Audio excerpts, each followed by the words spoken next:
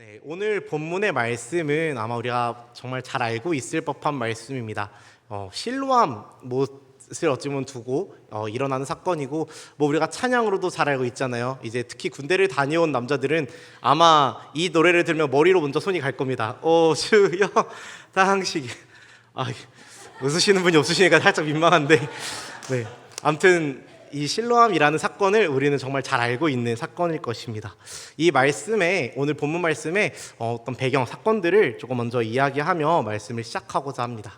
오늘 본문에 나오는 주요 인물은 두 명이 있는데요. 바로 예수님과 태어날 때부터 맹인이었던 자, 태어날 때부터 앞을 보지 못하였던 사람, 이렇게 두 사람이 어찌 보면 좀 주요 인물로 등장하게 되는 상황입니다.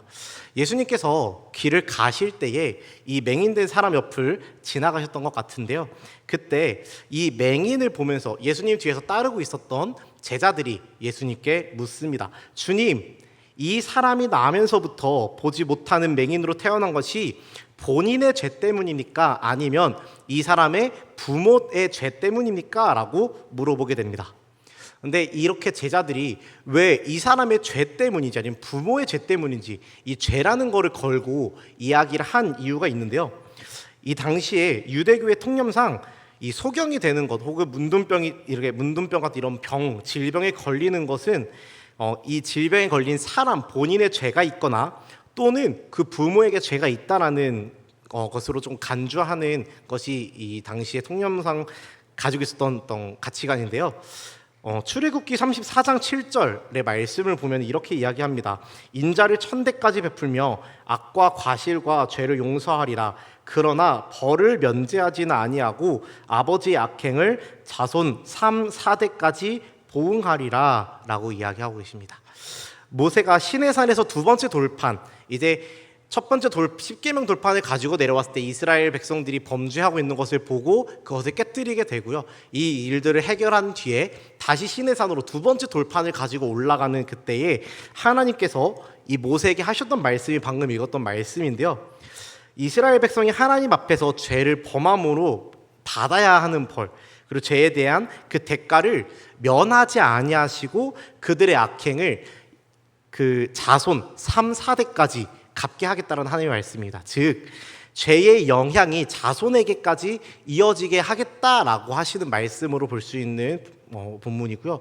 또 저희가 잘 알고 있는 욥기서의 말씀을 보면요, 욥이 고난을 당하잖아요. 근데 그 고난 당하는 욥을 보면서 욥의 세 친구가 욥을 향해서 이야기하기를 너가 분명히 하나님 앞에서 죄를 지은 것이 있어서 너가 이런 일을 겪은 걸 거야. 너 한번 잘 생각해봐.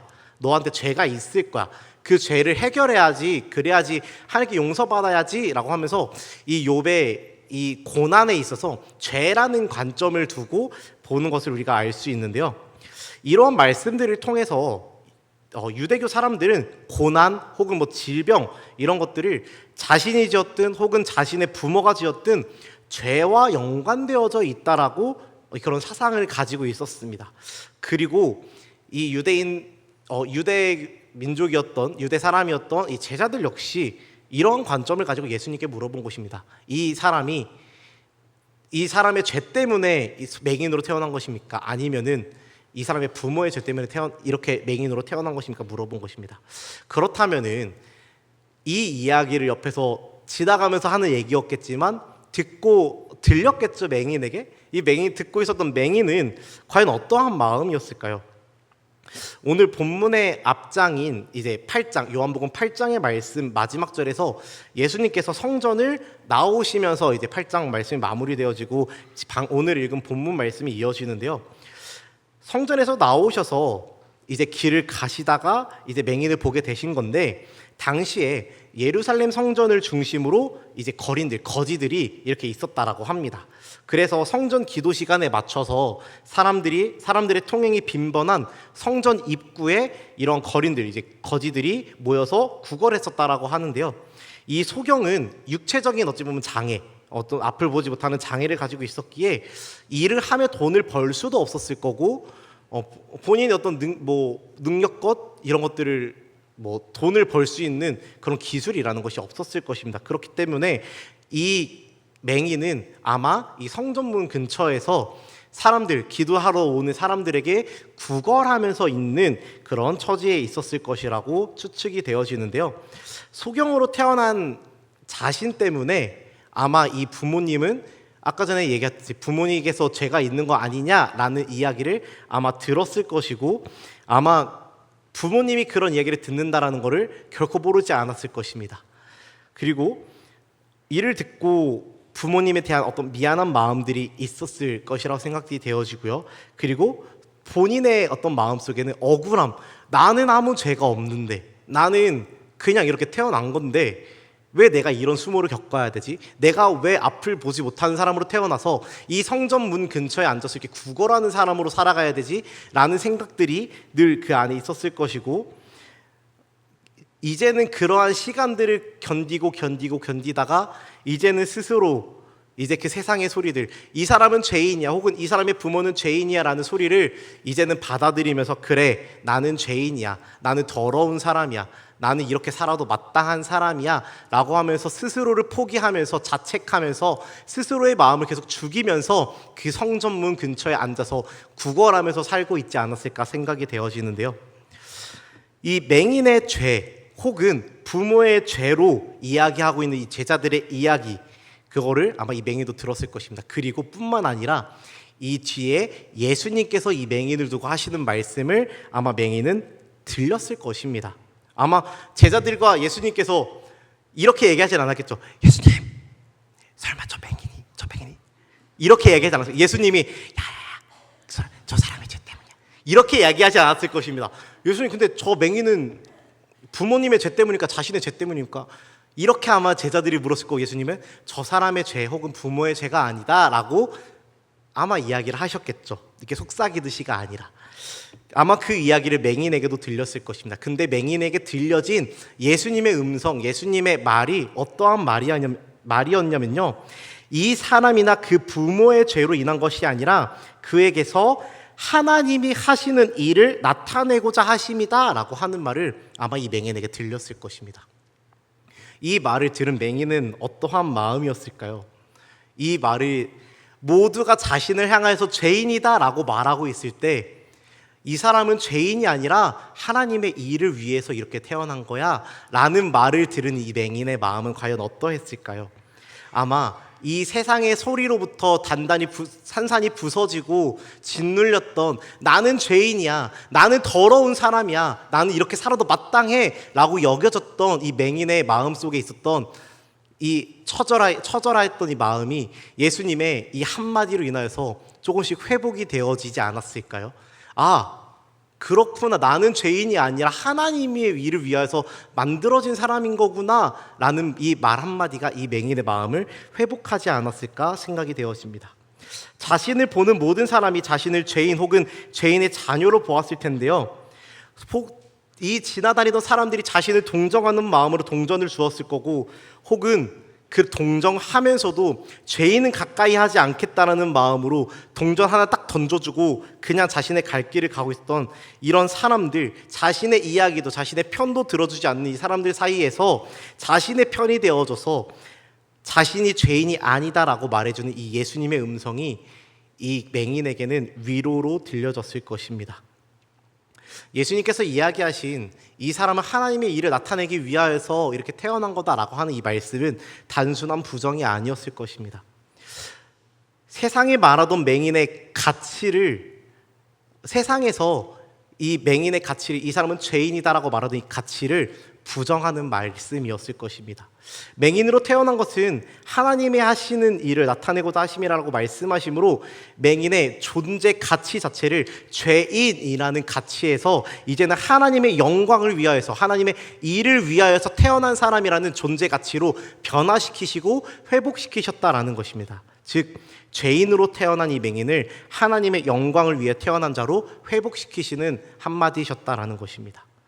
이어서 예수님은 낮과 밤을 통해 이제 그리고 빛이라는 단어를 통해 자신을 나타내시고는 이제 맹인에게 다가가셔서 직접적인 액션을 취하십니다. 예수님께서 땅에 침을 뱉으시고 이제 흙과 이렇게 지dig해서 진흙을 만드십니다. 그리고 그것을 이 소경의 눈에 발라주십니다. 그리고는 이 소경에게 말씀하시는데요, 실로암 못에 가서 씻으라 라고 이야기하십니다. 이 말을 들은 맹인은 또 과연 어떠했을까요? 이 맹인의 입장에서 이 말을 들었을 때 어떠했을까요? 만약에 예수님께서 이 앞전에 하셨던 말씀, 이 맹인은 하나님의 영광을 위해 하나님의 일을 위해 태어난 거다라는 말을 듣지 않고 그냥 자신에게 다가와서 갑자기 땅에다 침을 뱉고 흙을 지디가서 자신의 눈에 바르는 이 사람을 보면서 이거 뭐 하는 사람이지? 이 사람 도대체 뭔데 내 몸에 손을 대는 거지 하면서 뿌리쳤을 수도 있고요. 그리고 혹 뿌리치지 못하였더라도 이 바른 모습, 실로암 못에 가서 씻으라라고 하는 이 말씀을 들었을 때 이 맹인은 당신이 뭔데 나한테 가서 씻으라고 하는 거야. 실로암 못이 나에게 가는 길이 얼마나 위험한 일인데 왜 나한테 거기까지 가서 씻으라고 당신이 뭔데 명령하는 거야? 라고 반응했을 수도 있을 것 같습니다. 그렇지만 이 앞전에 예수님께서는 이 맹인의 마음을 어루만지셨습니다. 이 맹인은 하나님의 일을 위해 태어난 사람이라는 말, 이 한마디를 통해 이 맹인의 마음을 어루만지셨습니다. 그래서 이 맹인은 자신의 몸에 손을 대고 있는 예수님, 자신에게 실로암 못에 가서 씻으라고 하는 예수님, 이분의 말을 한번 들어보고 싶었을 것 같습니다.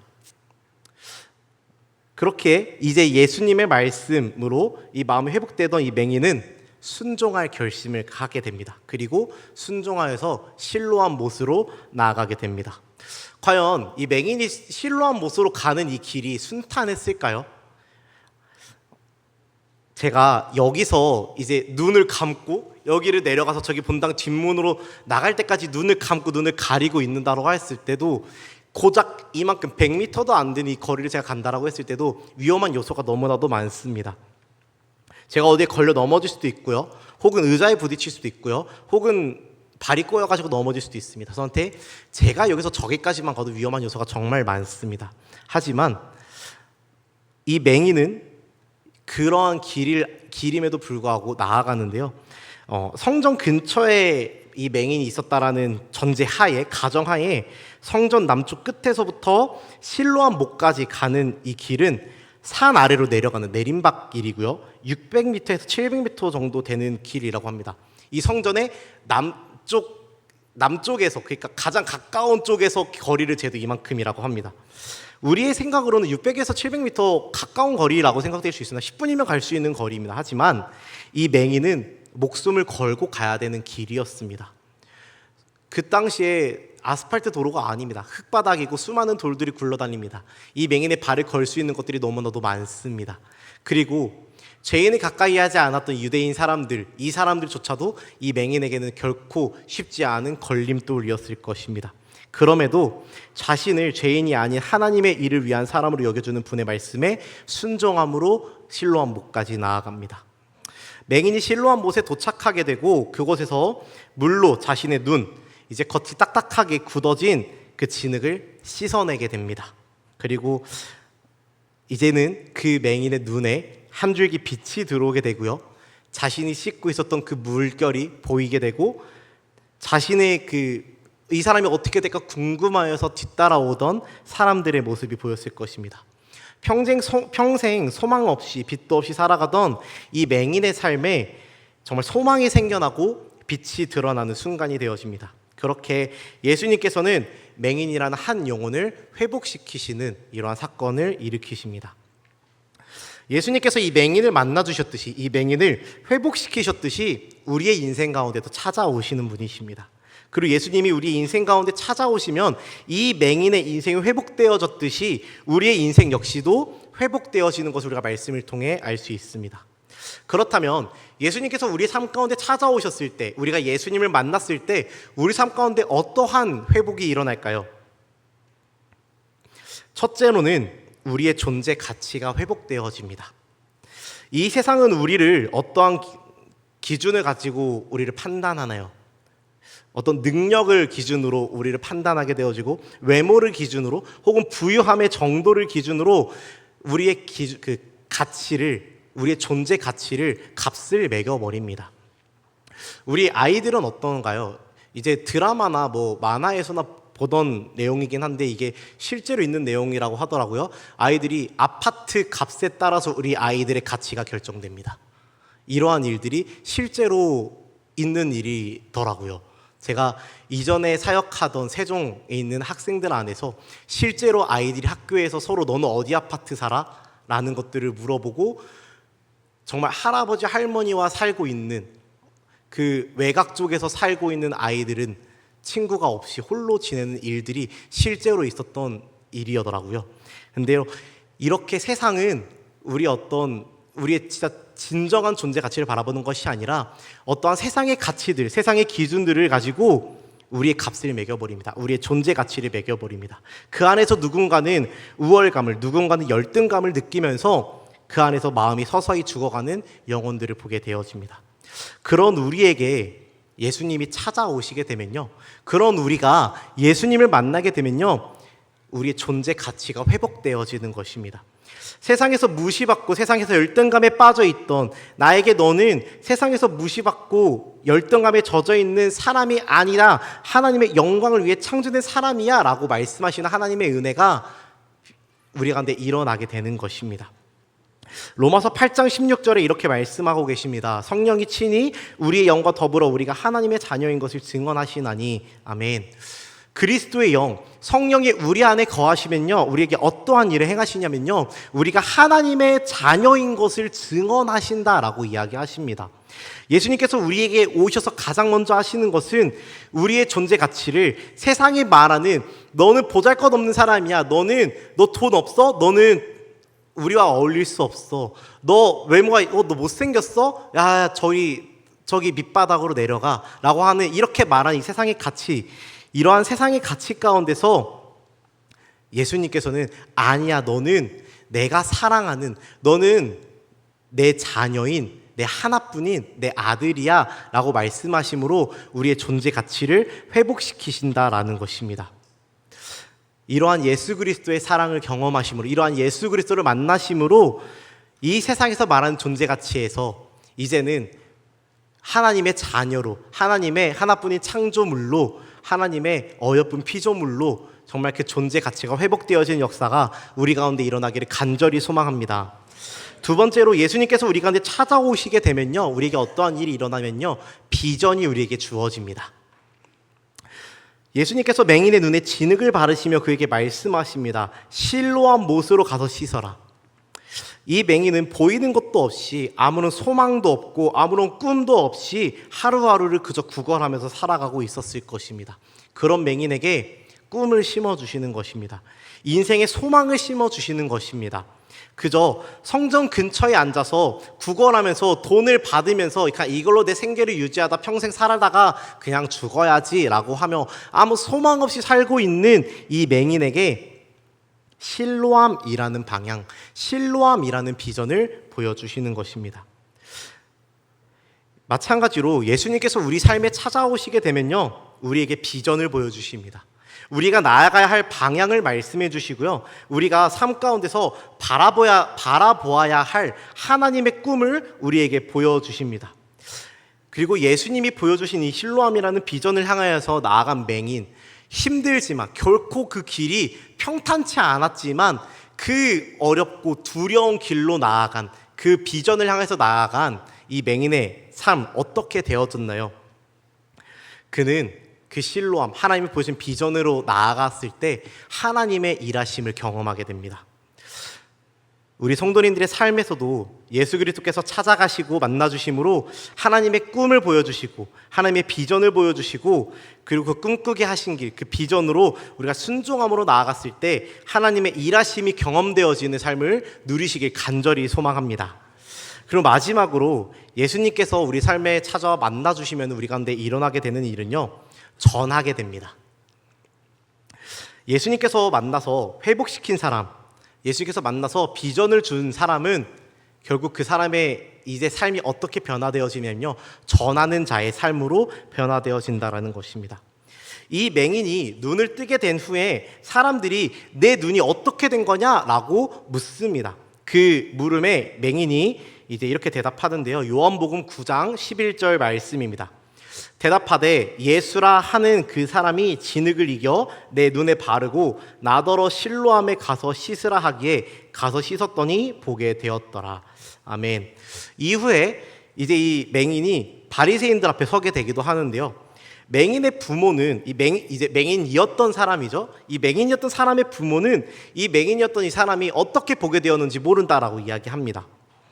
근데 이것을 말씀에서 이야기하기를 유대인들이 누구든지 예수를 그리스도로 시인하는 자는 출교하기로 결의하였으므로 그들을 무서워하였다라고 이야기하는데요. 이 부모님은 이 유대인들 그리고 이 유대교에서 쫓겨날까봐 그것에 대한 두려움 때문에 결코 이 맹인이 어떻게 보게 되었는지 고백하지 못합니다. 그런데요, 똑같은 상황, 쫓겨날 수도 있는 상황, 이 무서운 상황 가운데서 이 맹인은 이렇게 대답합니다. 요한복음 9장 32절 33절 말씀인데요. 창세 이후로 맹인으로 난 자의 눈을 뜨게 하였다 함을 듣지 못하였으니 이 사람이 하나님께로부터 오지 아니하였으면 아무 일도 할 수 없으리이다. 아멘. 예수님께서 자신의 눈을 뜨게 하셨다라고 이야기하면서 창세에 하나님께서 인간을 만드신 이후로부터 지금까지 소경의 눈, 날 때부터 맹인이었던 사람의 눈을 뜨게 하신 것을 난 들어본 적도 없는데 이 사람, 예수라고 하는 사람이 이러한 일을 행한 것을 보니 이 사람은 정녕 하나님께로부터 온 사람입니다 라고 바리새인들 앞에서 이 맹인이 고백한 것입니다. 부모님도 무서워하던 상황입니다. 두려워하던 상황입니다. 하지만 예수 그리스도를 만난 맹인이었던 이 자는 두려워하지 않고 담대히 예수를 그리스도라 고백하며 전하게 됩니다. 이것이 예수 그리스도를 만난 자의 모습입니다. 예수 그리스도를 만난 자는 어떠한 상황 가운데서도 예수 그리스도를 전하는 삶을 살게 됩니다. 내 지위가 불안해지고 내 생계가 위태로워지고 내 입장이 난처해지는 그런 상황이 있더라도 예수를 만난 사람은 전하는 자가 됩니다. 사랑하는 성도 여러분, 삶 가운데 그리스도를 만나셨습니까? 이제는 우리가 만난 그 예수 그리스도를 세상 가운데 나아가 담대하게 전하는 자가 되기를 간절히 소망합니다. 이제 말씀을 정리하겠습니다. 오늘 날 때부터 맹인이었던 자를 회복시키신 예수 그리스도에 대해서 보았습니다. 앞도 미래도 그 무엇도 볼 수 없었던 이 맹인을 예수님께서 회복시키십니다. 먼저는 이 맹인의 존재 가치를 회복시키십니다. 너는 죄인이야. 너는 아마 부모의 죄 때문에 이렇게 태어났을 거야. 너는 너는 죄인의 자녀야. 너는 더러워. 라고 말하는 이 세상에서 말하는 존재 가치에서 예수님께서는 아니, 이 사람은 하나님의 일을 위해서 창조된 사람이야. 이 사람은 하나님의 자녀로 창조된 사람이야. 라고 말씀하시며 이 맹인의 존재 가치를 회복시키십니다. 그리고 이 맹인에게 방향을 제시하십니다. 비전을 제시하십니다. 꿈을 제시하십니다. 아무런 삶의 목표도 없이 꿈도 없이 살아가던 이 맹인에게 반듯한 목표, 하나님의 일을 위한 방향을 제시하십니다. 그리고 그 길로 순종함으로 나아갔을 때 하나님께서는, 예수 그리스도께서는 그 맹인에게 역사하셨습니다. 그리고 마지막으로 회복되어진 이 맹인은요, 회복을 경험한 이 맹인은 삶 가운데 나아가 예수 그리스도를 전하는 자로 살아가게 됩니다. 자신의 삶이 위태로워지고 자신의 목숨이 위태로워지고 자신의 지위가 위태로워지는 그러한 상황 가운데서도 이 맹인은 두려워하지 않고 담대하게 예수 그리스도를, 예수는 그리스도다, 예수는 메시아다, 예수는 하나님으로부터 온 자입니다 라고 담대하게 전하는 것을 볼 수 있습니다.